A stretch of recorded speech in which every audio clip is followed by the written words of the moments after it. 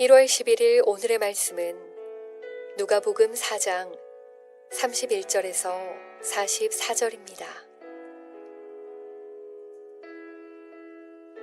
갈릴리의 가버나움 동네에 내려오사 안식일에 가르치심에 그들이 그 가르치심에 놀라니 이는 그 말씀이 권위가 있음이러라.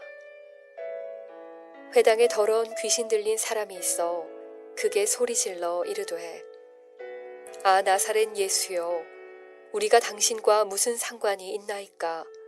우리를 멸하러 왔나이까? 나는 당신이 누구인 줄 아노니 하나님의 거룩한 자니이다. 예수께서 꾸짖어 이르시되 잠잠하고 그 사람에게서 나오라 하시니 귀신이 그 사람을 무리 중에 넘어뜨리고 나오되 그 사람은 상하지 아니한지라. 다 놀라 서로 말하여 이르되 이 어떠한 말씀인고 권위와 능력으로 더러운 귀신을 명하매 나가는도다 하더라. 이에 예수의 소문이 그 근처 사방에 퍼지니라. 예수께서 일어나 회당에서 나가사 시몬의 집에 들어가시니 시몬의 장모가 중한 열병을 앓고 있는지라. 사람들이 그를 위하여 예수께 구하니 예수께서 가까이 서서 열병을 꾸짖으신데 병이 떠나고 여자가 곧 일어나 그들에게 수종드니라. 해질 무렵에 사람들이 온갖 병자들을 데리고 나아오매 예수께서 일일이 그 위에 손을 얹으사 고치시니 여러 사람에게서 귀신들이 나가며 소리질러 이르되 당신은 하나님의 아들이니이다. 예수께서 꾸짖으사 그들이 말함을 허락하지 아니하시니 이는 자기를 그리스도인 줄 알미러라. 날이 밝음에 예수께서 나오사 한적한 곳에 가시니 무리가 찾다가 만나서 자기들에게서 떠나시지 못하게 만류하려 하매 예수께서 이르시되 내가 다른 동네들에서도 하나님의 나라 복음을 전하여야 하리니 나는 이 일을 위해 보내심을 받았노라 하시고 갈릴리 여러 회당에서 전도하시더라.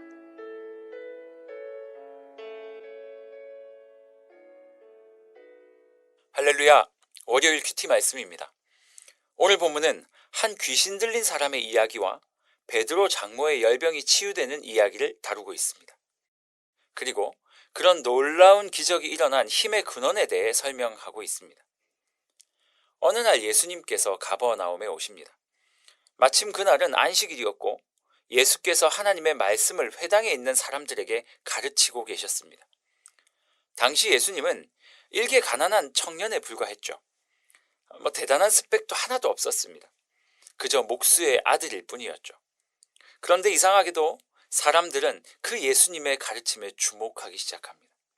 그 이유를 32절은 이렇게 말하고 있습니다. 그들이 그 가르침에 놀라니 이는 그 말씀이 권위가 있음이러라. 그렇습니다. 예수님의 말씀에 권위가 있었습니다.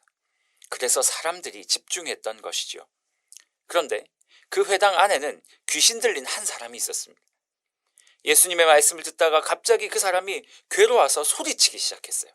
아, 나사렛 예수여, 우리가 당신과 무슨 상관이 있나이까? 우리를 멸하러 왔나이까? 나는 당신이 누구인지를 아노니 하나님의 거룩한 자니이다. 이 귀신 들린 사람이 좀 짜증이 났던 것 같아요.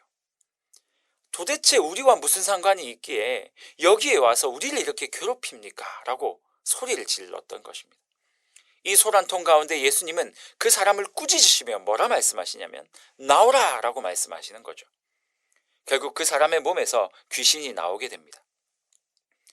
예수님의 말씀을 듣던 사람들이 다 놀라서 서로 수군거리기 시작하죠. 36절 서로 말하여 이르되 이 어떠한 말씀인고 권위와 능력으로 더러운 귀신을 명함에 나가는도다 하더라. 잠시 후에 예수님은 베드로의 장모의 집을 또 찾아가십니다. 그 여인은 심한 열병으로 점점 죽어가고 있었습니다. 베드로의 장모의 집에 들어가시자마자 예수님은 열병을 또 어떻게 해요? 꾸짖어 내어 쫓으십니다. 아까는 귀신을 꾸짖어 내어 쫓으시더니 이번에는 열병을 꾸짖어 내어 쫓으십니다. 그 즉시 베드로의 장모는 깨끗이 나았다라고 성경은 말하고 있습니다. 성경은 귀신을 쫓아내는 것도 장모의 병을 낫게 하는 것도 예수의 꾸짖음에서 시작되었다라고 말하고 있습니다. 병을 낫게 하는 것과 귀신을 쫓는 것은 전혀 다른 형태의 사건입니다. 하지만 이 두 가지, 이 모든 기적들은 예수 그리스도의 입에서 나온 권위 있고 능력 있는 말씀에서 시작된 것이죠. 그러니 우리가 집중해야 할 것은 무엇입니까?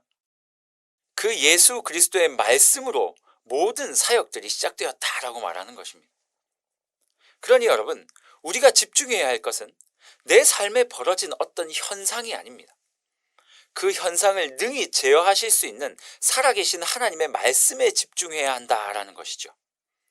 예수님의 말씀이 우리의 삶에 임하면 병도 낫고 귀신도 쫓겨가는 놀라운 기적이 일어날 것입니다. 오늘 하루도 우리의 삶에 많은 일들이 일어날 것입니다. 하지만 그 현상이 아니라 그 현상을 능가하고 그 현상을 능히 제어하실 수 있는 하나님의 말씀으로 말미암아 그 말씀에 집중함으로 말미암아 그 모든 것들에서 승리하시는 여러분들이 되기를 기도합니다. 기도하겠습니다. 사랑의 하나님 감사합니다. 오늘도 여전히 우리의 삶 가운데 나를 실망시키는 많은 일들이 일어날 줄 압니다. 하지만 그럼에도 불구하고 그 실망시키는 현상에 집중하지 아니하고 그것을 이기게 하실 하나님의 말씀에 집중하여 그것들을 이겨내며 하나님 앞에 감사하며 살아갈 수 있는 우리가 되게 하여 주시옵소서. 예수님의 이름으로 기도합니다. 아멘.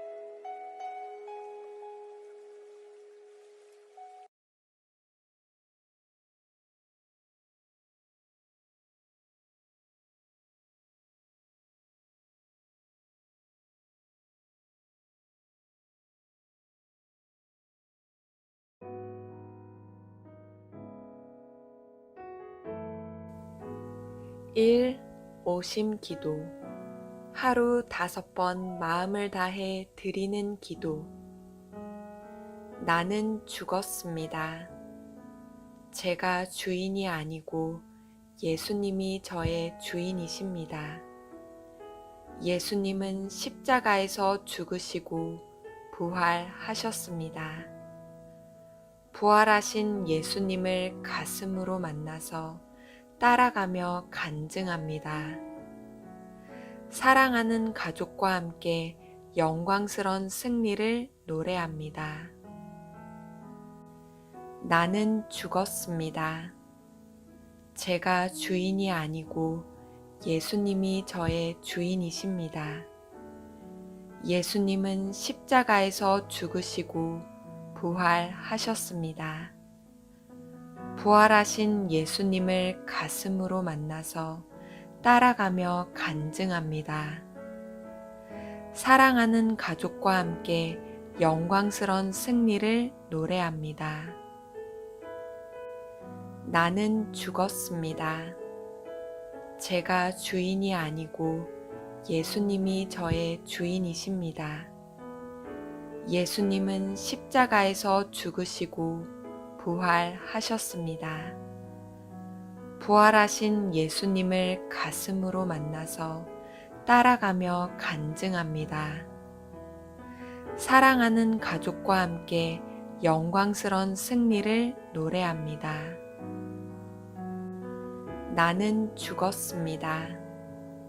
제가 주인이 아니고 예수님이 저의 주인이십니다. 예수님은 십자가에서 죽으시고 부활하셨습니다. 부활하신 예수님을 가슴으로 만나서 따라가며 간증합니다.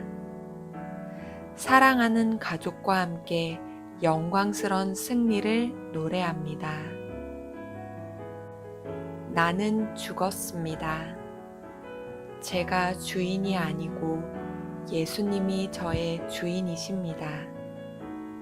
예수님은 십자가에서 죽으시고 부활하셨습니다. 부활하신 예수님을 가슴으로 만나서 따라가며 간증합니다. 사랑하는 가족과 함께 영광스러운 승리를 노래합니다.